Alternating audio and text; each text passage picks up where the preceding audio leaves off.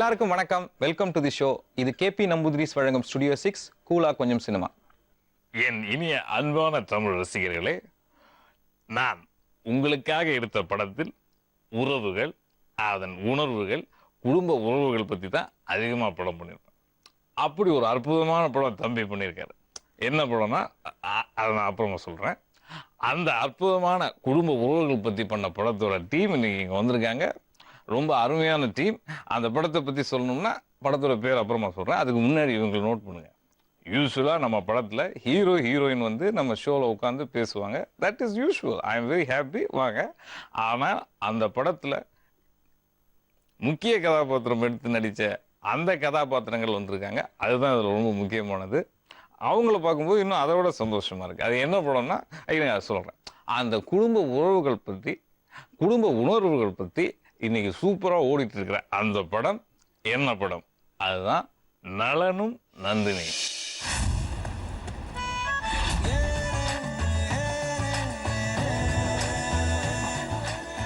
அண்ணெல்லாம் கிளாசிக்கல்ல கிங்குடா. அவன் நெஞ்சலுக்குள்ள மிதிடா. அதுக்கெல்லாம் ஒருத்தே இல்லடா அவன்.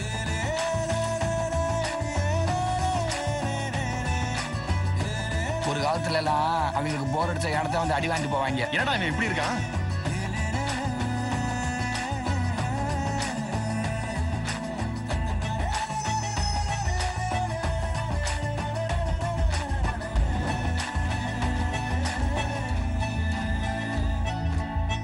பார்த்துட்டு என்ன சொன்னாரு? It's one of the worst film I've ever seen.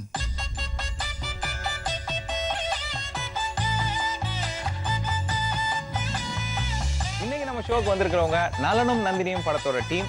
இங்க எல்லாரும் முகத்தையும் பார்க்கும்போது தெரியுது அவ்வளோ சந்தோஷமா இருக்கீங்க. ஏன்னா ஒரு வெற்றி படத்தை கொடுத்த சந்தோஷம். குறிப்பா டைரக்டர் சார், உங்கள்கிட்ட கண்டிப்பா நான் இதை கேட்டே ஆகணும். நீங்க வந்து வெங்கட் பிரபு ஸ்கூல்ல இருந்து வந்திருக்கீங்க. Venkat Prabhu school of training. இந்த ஸ்கூல் ஆஃப் ட்ரைனிங்ல இருந்து நிறைய பேர் வந்து டைரக்டர்ஸா வந்திருக்காங்க. இருந்தாலும் இந்த ஸ்கூல் ஆஃப் ட்ரைனிங்லன்னு சொல்லும்போது உங்களுக்கு தான் அது கரெக்டாக பொருந்தது. ஏன்னா பார்க்க அப்படியே ஒரு ஸ்கூல் பையன் மாதிரி இருக்கீங்க சார். சார் நீங்களாம் பார்க்கும்போது ஒரு டைரக்டர்னு ஒத்துக்கிட்டீங்களா? இவ்வளோ சின்ன பையனா இருக்காரு. இவரை நான் அசோசியேட்டாக முன்னாடி பார்த்துட்டேன், வெங்கட் பிரபு சார். அதனால உங்களுக்கு அது தெரியும். அது அப்படி என்ன சார் அங்கே சொல்லி தருவார் அவர்? ஒன்று சொல்லிலாம் தர மாட்டார். அவர் முதல் ஃப்ரீயாக விட்டுருவார். அதுதான் அவரோட பெரிய குவாலிட்டி. நம்மகிட்ட ஒரு வேலையை கொடுத்தா செஞ்சிருவாங்க. அதே மாதிரி செஞ்சிருவோம். ஒன்றும் பெருசாக மிச்சம்லாம் வைக்க மாட்டோம். கரெக்டாக செஞ்சிருவோம். அதனால வந்து அவரோட ஃப்ரீடம் வந்து நமக்கு நிறையா கொடுக்கறதுனால நம்மகிட்ட அவருக்கு போட வேண்டிய உழைப்பை கரெக்டாக போகணுன்ற ஒரு எண்ணம் இருக்கும். இவங்கெல்லாம் வேலை செய்யாத மாதிரியே இருக்கும் சார், ஆனால் செஞ்சிருவாங்க. ஓகே, உண்மையில் அப்படி தான் இருக்கும். அப்படியே ஜாலியாக வேலையே நடக்காத மாதிரி தான் இருக்கும். அப்படியே பார்த்தா அதான் லூட்டி. நீங்கள் வேறு சார், சில பேர்லாம் வந்து செட்டில் பார்த்தீங்கன்னா டைரக்டர் வேலை செய்கிற மாதிரியே இருக்கும், ஆனால் செய்யலாம் நடக்காது. ஸோ இது நல்ல ஒரு அப்ரிசியேஷன் அவருக்கு. Super sir. மைக்கேல், உங்கள்கிட்ட தான் கேள்வி. அதாவது மீடியா கேரியரில் ஒரு சூப்பர் கிராஃப் இருக்குது. அதாவது சீரியல், அப்புறம் டான்ஸ் ஷோஸு. நீங்கள் ஒரு ஆக்டர் கம் டான்ஸராக எஸ்டாப்ளிஷ் ஆகி இன்றைக்கி வந்து சினிமா வந்திருக்கீங்க. தொடர்ந்து உங்கள் படங்கள் வந்து வர ஆரம்பிச்சிருக்கு. ஸோ இந்த கிராஃபை நீங்கள் எப்படி பார்க்குறீங்க? இல்லை, இது ஒரு நல்ல ஒரு ஹெல்த்தியான ஒரு கிராஃப். ஆக்சுவலாக கரெக்டாக டக்குன்னு ஏறாமல் ஸ்டெப் பை ஸ்டெப்பாக கரெக்டாக போய்கிட்டு இருக்கு. இதே கிராஃப் கண்டினியூ ஆகணும்னு வேண்டிக்கிறேன். And I want thank Venkatesan. ஏன்னா இந்த படம் எனக்கு கிடைச்சதுக்கு ஒரு முக்கியமான ரீசனே அவர் தான். அவர் என்னை பார்த்து இந்த ஒன்லைன் கேள்டான்னு எனக்கு கேட்காம இருந்தால் இந்த படத்தில் இந்த வாய்ப்பு கிடைச்சிருக்காது எனக்கு. ஸோ அவருக்கு நான் தேங்க் பண்ணிக்கிறேன். ஸோ இந்த ஒரு நல்ல படத்தில் நடித்த ஒரு சந்தோஷம் எனக்கு இருக்குது. ஸோ அவர் சொல்லி நீங்கள் அந்த ஒன்லைன் கேட்கலன்னா இல்லை அப்படிங்கிறீங்க? இல்லை, எல்லாரும் நல்லா முடிவு பண்ணீங்க. யாராவது உங்களை கூப்பிட்டு ஒரு லைன் கேளுங்க அப்படின்னா கேட்டுருங்க. ஸோ அதை மட்டும் தட்டி கழிக்காதீங்க. ரைட்டு. அடோ சார் கேமரா கட் பண்ணுங்க. இவங்க நீங்கள் அந்த முண்டாஸ்பட்டி புள்ள தானே? கேமரா முன்னாடிலாம் உட்கார மாட்டீங்களே.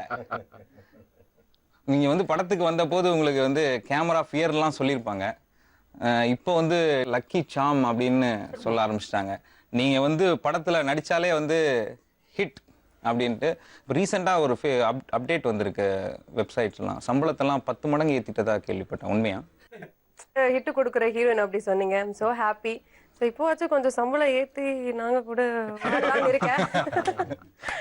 இல்லை, நான் வந்து உங்களுடைய இந்த ஷோக்கு கொஞ்ச நேரம் உங்களுடைய பார்ட் டைம் மேனேஜராக சொல்கிறேன். ஏற்றிருக்கோம், கொஞ்சம் யோசிச்சு முடிவு பண்ணுங்க. இந்த படத்தில் உங்களுடைய எக்ஸ்பீரியன்ஸ் என்ன? அட்டகத்திக்கு அப்புறம் சைன் பண்ண படம் நலனும் நந்தினியும். ஸோ எனக்கு அப்போ சைன் பண்ணும்போது டிராஸ்டிக்கலி ஒரு சேஞ்ச் ஓவர் இருக்கிற கேரக்டர் இது. ஸோ நான் நிறைய ஹோம்ஒர்க் பண்ண வேண்டி இருந்த கேரக்டர். ஸோ நான் சேலஞ்சிங்காக எடுத்துக்கிட்டேன். சூப்பர். ஸோ நந்தினி ஆனதில் உங்களுக்கு சந்தோஷம். எஸ். ஸோ நம்ம அழகம் பெருமாள் சார்கிட்ட கேட்போம். சார் வழக்கமாக ஒரு படத்தில் ட்ரெய்லர் பார்த்தோம்னா ஹீரோ அப்படியே கையை எஸ்டாப்ளிஷ் பண்ணுவாங்க, அப்புறம் கண்ணு, அப்புறம் துப்பாக்கி எஸ்டாப்ளிஷ் பண்ணுவாங்க, அப்புறம் வில்லன் வருவாப்புல, அப்புறம் ஹீரோயின் வந்து அப்படியே ஒரு கிளாமராக ஒரு டான்ஸு. ஆனால் ஒரு ட்ரெய்லரில் ஒரு கேரக்டர் ஆர்டிஸ்ட் அழகம்பெருமாள் சார் வந்து ஃப்ரேமில் அவ்வளோ தடவை வரார். இதில் என்ன ரகசியம் இருக்குது? இந்த படத்துக்குள்ளே நீங்கள் வந்ததுக்கு ஏதோ ஒரு கனெக்ட் இருக்குது, அதை பற்றி சொல்லுங்கள். ரொம்ப ரொம்ப பர்சனலான விஷயம். எப்படின்னா நிறைய படங்கள் இப்போ நடிச்சுக்கிட்டு இருக்கோம். சில படங்கள் மட்டும்தான் நமக்கு மனசுக்கு ரொம்ப ஒரு பிடித்தமான நெருக்கமான படமாக இருந்தது. இந்த நலனும் நந்தினியும் அந்த வரிசையில் ஒரு படம். ஏன் அப்படின்னு கேட்டிங்கனாக்கா, இது இன்றைக்கி நாம் இழந்துக்கிட்டு இருக்கக்கூடிய குடும்ப உணர்வுகள், உறவுகள், இந்த பாசம்ங்கிறது கொஞ்சம் கொஞ்சமாக அது குறைஞ்சிட்டு வருது இல்லையா? இந்த படம் அதிகமாக அதை பற்றி பேசுது. எனக்கு இது ரொம்ப பர்சனலாக எனக்கு ரொம்ப பிடிச்ச படம். ஜேபி சார், திரையை தாண்டி திரைக்கு பின்னால் இப்படி எல்லாவங்களும் பார்த்து நீங்கள் இன்னைக்கு வந்து ஒரு ஷோவோட ப்ரொமோவுக்கு வந்து உட்காந்துட்டு இருக்கீங்க ஒரு படத்தோட. அப்படின்னா இந்த படத்தில் உங்களுக்கு ஏதோ ஒரு விஷயம் உங்களுக்கு பிடிச்சிருக்கு. ஆமாம், சொல்லுங்கள். ஆரம்பத்தில் என்ன சொன்ன மாதிரி நான் அந்த ஸ்கூலில் நான் ஏற்கனவே போயிருக்கேன், அங்கே பார்த்துருக்கேன். ஸோ அதனால் ரொம்ப சந்தோஷமாக வந்து என்னை கூப்பிட்டார். சார் நான் படம் பண்ணேன், நீங்கள் பண்ணுறீங்கன்ட்டு. ஒரு புது இயக்குனர் அது மாதிரி வந்து கூப்பிட்றதே ஒரு சந்தோஷமான விஷயம். நம்ம அவங்க கூட ஒர்க் பண்ணியிருப்போம், ஏதோ ஒரு விஷயம் அவங்களுக்கு பிடிச்சிருக்கு, நம்மளை வந்து தேடி சார் நான் பண்ணேன், இல்லை ஒரு நல்ல கேரக்டர் நீங்கள் பண்ணுங்க, என்ன ஏதுன்னு நான் கேட்கவே இல்லை. அதுக்கப்புறம் கேட்டேன், சொன்னார். பட் கேட்காமலே நான் ஒத்துக்கிட்டது தான் உண்மை. ஏன்னா இவரும் சரி, ப்ரொடியூசரும் சரி, அவ்வளோ ஒரு பிரியத்தோடு கூப்பிட்டாங்க. நீங்கள் பண்ணுறீங்க sir, it's a very nice film, it's family film. Once I came to the spot, கம்ப்ளீட்டாக ஸ்கிரிப்ட் சொன்னார், சாரோட கேரக்டர்ஸ், எனக்கு நிறைய பேர் இருக்கிறோம் அதில். இப்போ உங்கள்கிட்ட வந்து இன்னொரு முக்கியமான ஒரு கேள்வி கேட்கணும். இப்போ இந்த படத்தில் வந்து இப்போது உருவகமாக பேர் வைக்கிறது உண்டு. பாலும் பழமும், ஓனாயும் ஆட்டுக்குட்டியும், நீங்கள் நலனும் நந்தினியும் வச்சுருக்கீங்க. படம் வரதுக்கு முன்னாடி உருவகமாக இருக்கும் போல இருக்கு அப்படின்னா நீங்கள் ஹீரோயினோட கதாபாத்திரத்தோட பேரையே அப்படி வச்சிட்டீங்க. ஆனால் குடும்ப உறவுகள் சம்பந்தமாக இருக்கு. ஒரு ரம்யமான டைட்டில். ஆமாம், ரம்யமான டைட்டில். அதாவது நலன்றது எனக்கு ரொம்ப பிடிச்சமான ஒரு பேர். ஊர்ல எல்லாம் பசங்களுக்கு அந்த மாதிரி பேர் வைப்பாங்க, எனக்கு அது ரொம்ப பிடிக்கும் அந்த பேர். நந்தினி பிடிக்காது? இல்ல சார், சொல்றேன் சார். நான் கேட்கலாம்னு இருந்தேன், இப்போ அந்த क्वेश्चन கேட்டுட்டீங்க. இது கேளுங்க. நலன் பத்தி பேசி நந்திதா பிடிக்காதான்னு கேட்டாதான் பிரச்சனை ஆகும். நீங்க ஏற்கனவே நிறைய கிசுகிசுவா கேட்டு நந்திதா எப்படிங்க பிடிக்காம இருக்கும்? உலகத்துக்கு ஊருக்கே பிடிக்குது, அப்புறம் எப்படி பிடிக்காம? அப்படி போடுங்க, சொல்லிட்டாருங்க. அதே மாதிரி நந்தினியும் அந்த பேர் எனக்கு ரொம்ப பிடிச்சிருந்துச்சு. இது ரெண்டு கதாபாத்திரம் சுற்றி த்ரூ அவுட் த ஃபிலிம் வந்து அவங்களோட டிராவல் ரொம்ப லாங் ஜேர்னி அது. ஸோ அவங்க ரெண்டு பேர்த்தோட பேர் வச்சா ரொம்ப நல்லா இருக்குன்னு யோசிச்சப்போ இப்படி ஒன்று டைட்டில் ஒன்று வந்துச்சு, நலனும் நந்தினியும். சார் அழகம்பெருமாள் சார், நீங்கள் வந்து மணிரத்னம் அப்படிங்கிற ஒரு இயக்குனர்லேயே அவர் ஒரு ஜாம்பவான். அவர்கிட்ட ஒரு உதவியாளராக இருந்து அப்புறம் டும் டும் டும்னு ஒரு அருமையான படம், அதுக்கப்புறமும் சில படங்கள் பண்ணீங்க. நீங்கள் ஒரு இயக்குனராக திரும்ப ஏன் வலம் வர மாட்டீங்க? ஏன்னா நீங்கள் நடிகராக வலம் வந்துட்டு இருக்கீங்க, பார்த்து ரசிச்சுட்டு இருக்கோம். உங்களோட இயக்கத்தில் படம் பார்க்கறதுக்கு ஒரு ஆர்வம் இருக்குது. ஏன்னா இது வந்து இந்த படம் சம்மந்தமில்லாத கேள்வியாக இருந்தாலும் உங்களை நாங்கள் பார்த்துட்டோன்ற ஒரு ஆர்வத்தில் வந்து இந்த கேள்வி நாங்கள் மனசுலேருந்து கேட்குறோம். நீங்கள் மட்டும் இல்லை, இந்த படங்கள் நடிக்கிறதுக்காக இப்போ நிறைய ஊர்களுக்கு போகிறோம் இல்லையா, அங்கே பார்க்கக்கூடிய ரசிகர்கள் எல்லாருமே அவங்க வந்து நான் நடித்த படங்களை பார்த்து என்ன ஐடென்டிஃபை பண்ணாலும் அதிகமாக நான் ஐடென்டிஃபை பண்ணப்பட்ட படம்னு பார்த்தீங்கன்னா டும் டும் டும் தான். ஏன் சார் திரும்ப அந்த மாதிரி ஒரு படம் மட்டும் நீங்கள் பண்ணல தான் கேட்குறாங்க. ஸோ சம்வேர் வந்து எனக்கு ஒரு ரெஸ்பான்சிபிலிட்டி இருக்குங்கிறத வந்து எனக்கு சொன்னதே அவங்க தான். அப்போ தான் ஓஹோ ஐ ஷுட் டூ சம்திங், நான் திரும்பி செய்யணும். ஸோ அதுக்கு கூடிய சீக்கிரத்தில் நடக்கும். இப்போ வேலை ஆரம்பிச்சாச்சுங்கிறத சொல்லலாம். யாருக்கு யார் யார் பண்ண போகிறாங்கிறத நான் நிச்சயமாக அஃபிஷியல் எல்லாருக்கும் சொல்கிறேன், கட்டாயமாக சொல்கிறேன். ஓகே, மேக்ஸிமம் இன்னொரு 2 monthsல அனௌன்ஸ்மெண்ட் இருக்கும். அருமையான எல்லாமே பக்காவாக நடந்துட்டு இருக்கு. நிஜமா குறிப்பா ஹீரோயினோட கெமிஸ்ட்ரி பத்தி நம்ம பேச போறோம். அதுக்கு முன்னாடி ஜேபி சார், இப்போ புதுசா வர அசிஸ்டன்ட் டைரக்டர்ஸ்லாம் ஸ்கிரிப்ட் பண்றதுக்கு முன்னாடியே அவங்க வந்து ஒரு சில லிஸ்ட் வச்சிடுறாங்க, எப்படியும் ஜேபி சாரை வந்து ஒரு கேரக்டர்ல அப்படியே கொண்டு வந்துடணும் அப்படின்ட்டு. அதாவது ஒரு சட்டில் ஆக்டிங்கு, அதே மாதிரி அந்த கேரக்டரோட ஒன்றி போறது, அதாவது உங்க கம்யூனிகேஷன் அவ்வளோ சாஃப்டா. இந்த படத்துல சில நேரம் கத்துறீங்க, அது சார் கூட எனக்கு வர சீன்ஸ் தான் இருக்கும். ஆக்சுவலா வந்து இன்டர்வல் பிளாக்ல ஒரு 2 பேர் கல்யாணம் பண்ணிட்டு வந்து நிப்பாங்க, சாரோட ரியாக்ஷன் வெறும் பிளைனா இருக்கும். அந்த இடத்துல விட்டுருப்பாங்க. உங்க பார்வையில இவங்க 2 பேரோட அமைதியா உட்காந்துருப்பாங்க. ஆனா கிளைமேக்ஸ்ல அது தெரியும் ஏன் ஒருத்தர் அமைதியா உட்கார்ந்து இருந்தாருன்றது. அங்கதான் குடும்பமே ரோட்ல வந்து நின்னுட்டு இருக்கும், விரட்டுறதுக்கு நின்னுட்டு இருக்கும். இந்த ஒரு கேரக்டர் மட்டும் அமைதியா பார்த்துட்டு எல்லாரும் கேட்பாங்க, ஒரு வார்த்தை கூட பேசாது, ஒரே ஒரு வார்த்தை கூட பேசாது. அதுக்கு முன்னாடியெல்லாம் கத்தனவர். நான் மூத்த அண்ணன் இருக்கிறதுலே, மூத்த அண்ணன் குடும்பத்துல இது மாதிரி ஒன்று நடக்குது. திடீர்னு பார்த்தா சொந்தக்கார பொண்ணு தான், ஆனா பிடிக்காத குடும்பம். கூட்டுக்கிட்டு வந்து வீட்டில் நின்னாருனாக்கா அப்படி குடும்பமே கொந்தளிச்சு அவங்கள கொண்டு போய் ரோட்ல தள்ளி விட்டு தான் வருவேன். அப்படிங்கும்போது சார் மட்டும் பேசாம இருப்பார். ஆனா அது கடைசியா கிளைமேக்ஸ்ல அதுக்கு உண்டான விஷயம் தெரியும். அதே மாதிரி அழகம் பெருமாள் சார் எப்படின்னா வந்து இன்ட்ரோல் பிளாக்ல வந்து நான் ஷூட் பண்றப்போ ஏதோ ரொம்ப ஏதோ படம் எடுக்கிற மாதிரியே இல்லை எனக்கு. அங்க ஏதோ ரியலிஸ்டிக்கானது. கிட்டத்தட்ட அது ஒரு 4 ஆங்கிள் எடுத்திருப்போம். 4 தடவை கத்துறாரு கத்திக்கிட்டே இருக்காரு. த்ரோட் ஃபுல் அவுட் அவருக்கு. அதுலயும் அவரு கத்துறாரு. நான் நினைச்சேன் இத்தனை வாட்டி எடுக்கிறீங்களே என்ன பண்றீங்கன்னு கத்துறீங்களா. அவரு என்னன்னா டயலாக் பேசிட்டே இருக்காரு. 4 தடவை அதே டயலாக் அப்படியே அடிக்கிறாரு அவரு. அதாவது நீங்க 4 ஆங்கிள் கத்துனது இவங்க முன்னாடி. இல்ல ஆக்சுவலா ரியல் லைஃப்ல அந்த மாதிரி கல்யாணம் பண்ணக்க கூடாதுன்ற முடிவுக்கு வந்துட்டேன். அந்த லெவலுக்கு அந்த லிஸ்ட்ல இருக்கிறவங்க எல்லாம் எடுத்துருங்க. Nandita is not available, please எடுத்துருங்க. எங்க அப்பாவோட பயம் வந்து எனக்கு ஷூட்டிங் டைம்ல வந்து உண்மையாவே நடந்த மாதிரி இருந்து இப்போ ஸ்கிரீன்ல பாக்கும்போது இட்ஸ் லைக் அந்த சீன் அவ்வளோ ரியலிஸ்டிக்கா இருக்கு. இல்ல படம் பார்த்து சொல்றவங்க அதுதான். அதாவது அவங்களோட நேட்டிவ் எல்லாமே அவங்க கனெக்ட் ஆயிடுறாங்க. சென்னையில இருக்கிறவங்க எல்லாம் அவங்க ஊரை கனெக்ட் ஆயிடுறாங்க. அதான் ஊர்ல இருக்கிறவங்க எல்லாம் வந்து நம்ம எங்க அண்ணனை பத்தி தான், எங்க தம்பிய பத்தி தான், அவ பத்தியா அவதான் என் முண்டாட்டி சொல்றேன். இல்ல அவ அப்படித்தான் இருப்பா அப்படின்னு சொல்றேன். உள்ள கேரக்டரோட பாவமான இந்த 2 பேரை தான் நான் பார்க்கணும். பண்ணதெல்லாம் இவங்க, ஆனா அடிச்சுக்கிட்டு தான் நீங்க இந்த பண்ண இவங்களை பத்தி நம்ம வந்து பேசணும். நீங்க வந்து நலனும் நந்தினியும் செகண்ட் ஹாஃப் ஃபுல்லா நீங்க வந்து வாழணும். ஆனா ரொம்ப சிரமப்பட்டு வாழ்ந்திருக்கீங்க. கெமிஸ்ட்ரி உங்களுக்குள்ள எப்படி இருந்துச்சு? இல்ல கெமிஸ்ட்ரி அப்படின்னா இது 2 கேரக்டர் தான் செகண்ட் ஹாஃப் ஃபுல்லா டிராவல் ஆகி கொண்டு போகணும் அப்படி. இல்ல இது ஏன் கேட்கறோம்னா எல்லா இன்டர்வியூல இதான் கேட்கணுமா, அதனால நாங்களும் கேட்டு விட்டுருவோம்.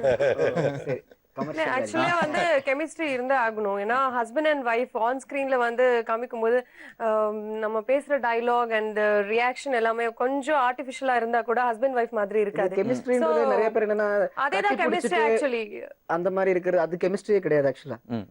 எனக்கு நீயும் என் குழந்தையும் தான் முக்கியம், உங்களுக்காக நான் வேலைக்கு போறேன். அது வந்து ரொம்ப அழகா எங்களுக்கு வந்து அதை போர்ட்ரேட் பண்ணி ஒரு விஷயம், ஒரு சின்ன ஒரு சீன் நாங்கள் பெர்ஃபார்ம் பண்றனாலும் அதுக்கு ஒரு ஸ்பேஸ் கொடுப்பாரு. ஸோ அதனால தான் என்னமோ அது ரொம்ப ரியலிஸ்டிக்கா வந்திருக்குது அந்த கெமிஸ்ட்ரி. நீங்க சொல்ற அந்த கெமிஸ்ட்ரி ஆமா எல்லாமே இல்ல உங்களை தான் கேட்கணும். ஏன்னா இது வந்து அந்த ஃபிலிம் ஷூட் பண்ணும்போது உங்களுக்கு அது செகண்ட் ஃபிலிம். லாங்குவேஜ்ல நிறைய விஷயம் தெரியாம இவ்வளோ ஒரு ஒரு ஒரு நியூலி மேரிட் கேர்லா அது எப்படி? இல்ல ஒரு ரொம்ப முக்கியமான விஷயம் என்னன்னா ப்ராம்ப்ட் எடுக்கவே இல்லை அவங்க. அட் த சேம் டைம் படத்துல வந்து மதுரை ஸ்லாங் தான் இருக்கு. எனக்கு அப்போ தமிழ் பேசவே தெரியாது. அந்த மதுரை ஸ்லாங் ரொம்ப கஷ்டமான விஷயம். அண்ட் சில டைம் வந்து வெங்கடேஷ் என்ன சொல்றாருன்றே எனக்கு புரியாது. இல்ல ஒரு தடவை ஒரு டயலாக் இருக்கும். என் பொண்டாட்டி ஊருக்கு போயிட்டு அக்னிநட்சத்திரம் படத்துல வர மாதிரி என் பொண்டாட்டி ஊருக்கு போயிட்டான்னு இது பண்ணாதீங்க ஒழுங்கா இருங்கன்னு சொல்லி வரும். அவன் பேசிட்டு அவங்க என் பொண்டாட்டி ஊறி போயிட்டா அப்படின்ட்டாங்க. அவன் சிரிக்கிறான். அப்புறம் இன்னொரு தடவை என் பொண்டாட்டி ஓடி போயிட்டான்ட்டாங்க. ஏன்னா ஒரு சில விஷயங்கள்லாம் அவங்க கேட்பாங்க. ஆனா வந்து அதை கேட்டுட்டு அது ஃபுல்லா அவங்க மைண்டுக்குள்ள ஏத்தாம பண்ணவே மாட்டாங்க. ஏன்னா அது விஷயம் கேட்டுப்பாங்க. இதுக்கு என்ன அர்த்தம் அப்பதான் மைண்டுக்குள்ள ஊறி அது ஓடி அப்புறம் ஊருக்கு போயிருக்கு. எந்த சீன்லயும் செகண்ட் ஹாஃப்ல வந்து நந்தினி வர சீன் வந்து ஒரு குட்டி டயலாக் சொல்லிட்டு சரி டாட்டா பை பை அப்படி சொல்ற சீன் கிடையாது. பெரிய பெரிய டயலாக் சொல்லணும். அது நடுவுல இந்த மாதிரி வேர்ட்ஸ் வந்து எனக்கு புரியல. அந்த மாதிரி சில ஆக்சுவலா நீங்க வந்து அடுத்த படங்கள்லாம் உங்களுக்கு வெற்றி வந்ததுக்கான காரணம் இங்க நீங்க தமிழ் ட்ரைனிங் எடுத்துக்கிறீங்க. புரியல. தமிழ்ல நிறைய ட்ரைனிங் எடுத்துருக்கீங்க. புரியலையா? ஐயோ அடுத்தடுத்த வெற்றிக்கு காரணம் வந்து இந்த படத்தோட தமிழ்ல நீங்க பேசுனதுன்னா உங்களுக்கு தமிழ் லாங்குவேஜ் ட்ரைனிங் எடுத்துருக்கீங்க. சுத்தமா புரியல இப்போ. அது நீங்க சொன்னா புரியாது. இல்ல சீரியஸா வந்து நலனும் நந்தினும் படம் பண்ணி நான் கொஞ்சம் தமிழ் பேச கத்துக்கிட்டேன் அப்படி சொல்லலாம். இவரு சேம் பிளாட். ஓகே. அப்புறம் முக்கியமான சூரி. ஆமா படத்துல வந்து ஒரு கேரக்டர் சூரி அப்புறம் சாம்ஸ் அப்புறம் இதுதான் அத சொல்லணும்னா சூரி சார் வந்து எப்பயுமே ஒரு காமெடியனா மட்டுமே பாத்துக்கிட்டு இருப்பீங்க. இந்த படத்துல முழுக்க ஒரு கேரக்டர் ரோல் பண்றாரு. ஓகே. காமெடியை தாண்டி அந்த சீன் எமோஷன் சீனுக்கு அழுகாதவங்க இருக்கவே முடியாது. ஷோர் அன்டவுட்லி அழுதுருவாங்க. இல்ல ஆஸ் அ டைரக்டர் அவர் சொல்றதை விட நான் ஆஸ் அன் ஆடியனா நான் நேற்று படம் பார்த்தேங்கிற ஃபீல் வச்சு சொல்றப்போ செகண்ட் ஹாஃப்ல வந்து சூரிய வந்து இவங்க தனிப்பட்ட இந்த 2 பேரும் மட்டுமே கஷ்டப்பட்டு வாழ்ந்துகிட்டு இருக்கக்கூடிய டைம்ல இந்த அம்மாவுக்கு இவங்களுக்கு குழந்தை பிறந்துடும். ஒருத்தங்க கூட எங்களுக்கு ஃபோன் வரும். இவன் ஃபோன் பண்ணி சொல்லுவான் மாமா இப்படி பிள்ளை பிறந்திருக்கும் ஃபோனை கட் பண்ணிடுவேன். அவங்க அம்மாவுக்கு ஃபோன் பண்ணி சொல்லுவாங்க இவருக்குலாம் ஃபோன் பண்ணி இல்லை ஃபோனை கட் பண்ணிடுவாங்க. யாருமே வரமாட்டாங்க. அப்போ சூரிய மட்டும் வருவார்.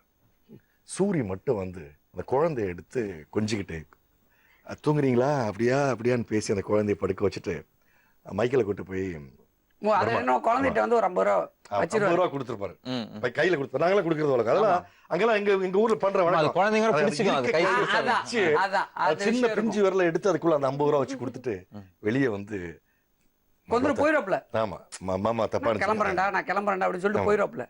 வெளியே வந்து அவன சொல்லாரு, மாமா தப்பா நினைச்சுக்காத, மாப்பிள்ள தப்பா நினைச்சுக்காடா, என் கையில இருந்து இந்த 50 ரூபா தான் பஸ் காசு போக, அதனால அதை கொடுத்துட்டேன்டா.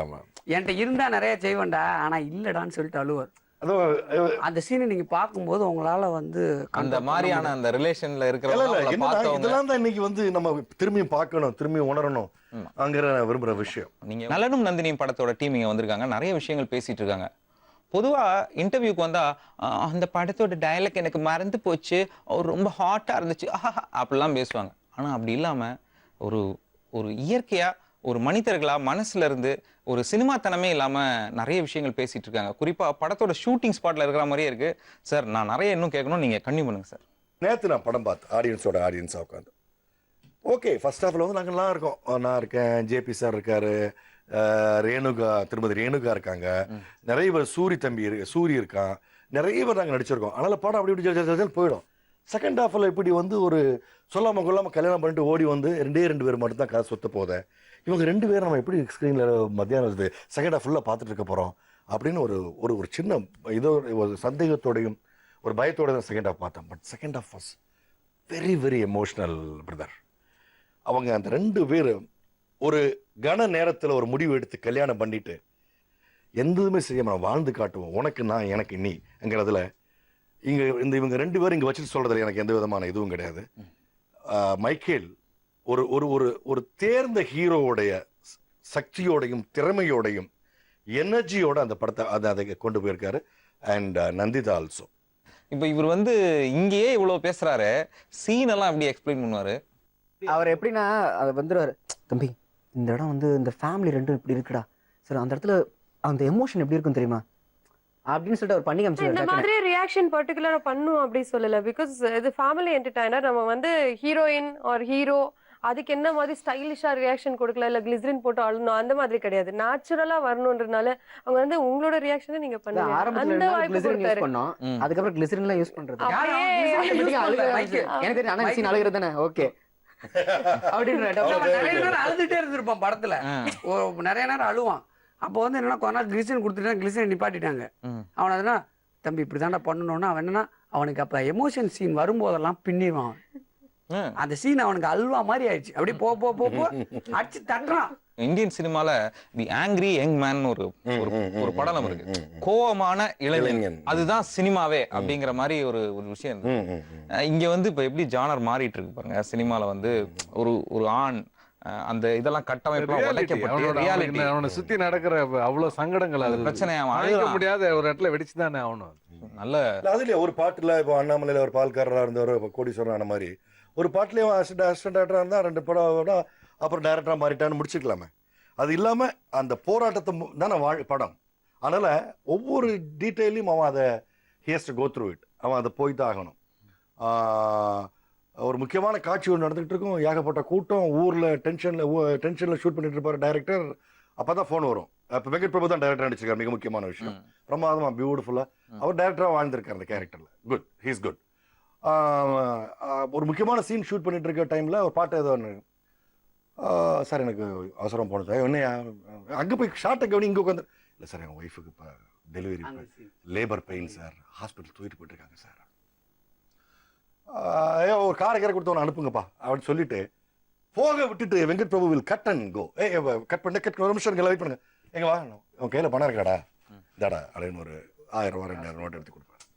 சரி, இது வந்து என்ன இதுல என்னங்க சார் இருக்கு நினைச்சீங்கன்னா வாழ்க்கையில ஒண்ணுமே கிடையாது. இது எனக்கு மணி சார் பண்ணி அந்த நேரத்துக்கு அவன்கிட்ட இல்லாதவனுக்கு தான் அதோட இது எனக்கு மணி சார் பண்ணிருக்காரு sir. To be very frank with you, இங்க எந்த வியாபார ரீதியும் நான் சொல்றேன், 1995 பாம்பே படம் முடிஞ்சு என் தந்தையார் என்ன பார்க்க வந்த இடத்துல இங்க வந்து இறந்துட்டார். என் கையில 10 கேஸ் கிடையாதுங்க, விஜய் ஹாஸ்பிட்டல் இருக்கேன். என்ன யாருன்னே கேட்காம எங்க ஆலயம் அப்பா அன்னைக்கு எங்க கம்பெனி ஆலயம் அங்கேருந்து எங்களுக்கு பணம் எனக்கு 2 பையன் நிறைய பணம் கொடுத்து என்னென்ன வேணுமோ வாங்கி எல்லாம் கொண்டு போய் ஊர்ல இல்ல பல பேருக்கு எதுக்கு இது இன்னைக்கும் சொல்ல வரல? ஆலயமா தான் இது இருக்கு. இந்த படத்துல இருக்கு. அந்த வழி அந்த நேரத்தில் அனுபவித்தவங்களுக்கு தான் தெரியும். அத அவங்க வெங்கட் பிரபு வந்து எழுத்து ஒரு 1000 ரூபாய் 2000 ரூபாய் எடுத்து கொடுக்குறப்போ எனக்கு அந்த இடத்துல நான் அப்படி இந்த மாதிரி நிறைய இடங்கள் இந்த படத்தை இன்னைக்கு நாங்க ப்ரமோட் பண்ணி ஓடணுங்கிற தேவை கிடையாது. மக்களுக்கு பிடிச்சிருந்தா மக்கள் இந்த படத்தை எங்கேயோ கொண்டு வைக்க போறாங்க. அதுதான் உண்மை. அது நடக்கும் இந்த படத்துல. இல்ல அது நடந்துகிட்டு இருக்கு. ஸோ படம் ஆன் த ஹோல் நீங்க பார்க்கும்போது ஆடியன்ஸ் ரெஸ்பான்ஸ் எப்படி இருக்கு? நான் ஆடியோ ரிலீஸ் டைம்ல இது சொல்லியிருந்தேன். நலனும் நந்தினியும் படம் பார்த்து வெளியில வந்து நந்தினி மாதிரி ஒரு பொண்டாட்டி எனக்கு இருக்கணும்னு மக்கள் கண்டிப்பா ஃபீல் பண்ணுவாங்கன்னு. அது வந்து இன்னைக்கு இல்ல உண்மையா படம் இருக்கு. பார்க்காம சில பேர் ஃபீல் பண்ணுவாங்க. அவங்க பிரச்சனை அவங்களுக்கு. ஸோ லேடிஸ் நீங்க எல்லாரும் தியேட்டருக்கு வந்து நலனும் நந்தினியும் பாருங்க. ஓகே ஜென்ஸ் நீங்க எல்லாம் தியேட்டருக்கு வந்து உங்க பொண்டாட்டி எப்படி இருக்கணும் அப்படின்னு தெரிஞ்சுக்கிறதுக்காக Yes. அப்படின்னு நம்ம நந்திதா ஒரு அஷூரன்ஸ் கொடுத்துருக்காங்க. இந்த அஷூரன்ஸோட ஒரு ஒரு ரொம்ப சந்தோஷமான ஒரு உணர்வுல ஒரு ஆக்சுவலா இங்க வந்து ஒரு ஃபிலிம் க்ரூவோட உட்கார்ந்த மாதிரியே தெரியல. ஒரு ஃபேமிலியா தான் எனக்கு வந்து ஒரு உணர்வு இருந்துச்சு. நேர்களே இவங்க சொன்ன விஷயங்கள்ல நம்ம புத்திக்கு உரைக்கிறது ஒரே ஒரு விஷயம்தான்.